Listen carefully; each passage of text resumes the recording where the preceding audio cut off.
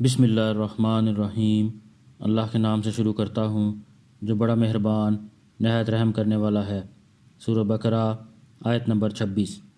ان اللہ لا یستحیی ان یضرب مثلا ما بعوضۃ فما فوقها فاما الذین آمنوا فیعلمون انہ الحق من ربہم وَأَمَّا الَّذِينَ كَفَرُوا فَيَقُولُونَ مَاذَا أَرَادَ اللَّهُ بِهَذَا مَثَلًا يُضِلُّ بِهِ كَثِيرًا وَيَهْدِي بِهِ كَثِيرًا وَمَا يُضِلُّ بِهِ إِلَّا الْفَاسِقِينَ۔ اللہ اس بات سے نہیں شرماتا کہ وہ کسی بات کو واضح کرنے کے لیے کوئی بھی مثال دے، چاہے وہ مچھر جیسی معمولی چیز کی ہو یا کسی ایسی چیز کی جو مچھر سے بھی زیادہ معمولی ہو۔ اب جو لوگ مومن ہیں وہ خوب جانتے ہیں کہ یہ مثال ایک حق بات ہے جو ان کے پروردگار کی طرف سے آئی ہے۔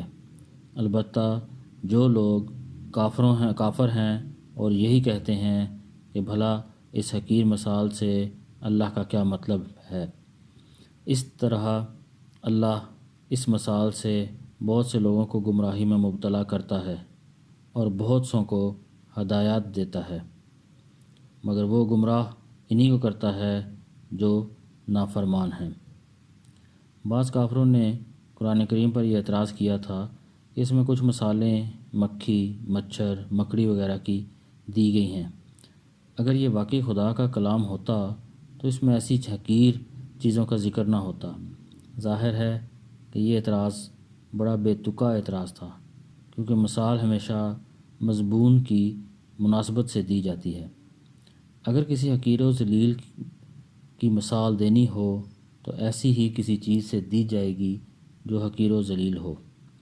یہ کسی کلام کا عیب تو کیا ہوتا، اس کی فصاحت و بلاغت کی دلیل ہے، مگر یہ بات انہی کی سمجھ میں آتی ہے جو طالب حق ہوں اور حق پر ایمان لا چکے ہوں، لیکن جنہوں نے کفر کی قسم کھا رکھی ہے انہیں تو ہر بات پر ہر حالت میں اعتراض کرنا ہے، اس لیے ایسی بے تکی باتیں کہتے ہیں۔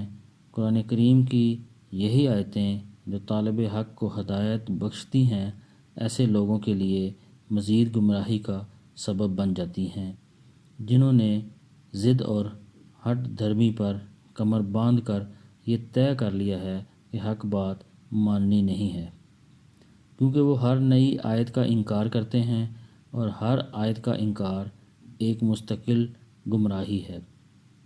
اللہ پاک ہمیں قرآن پڑھنے کی، سمجھنے کی، اس پر عمل کرنے کی اور دوسروں تک پہنچانے کی توفیق عطا فرمائے۔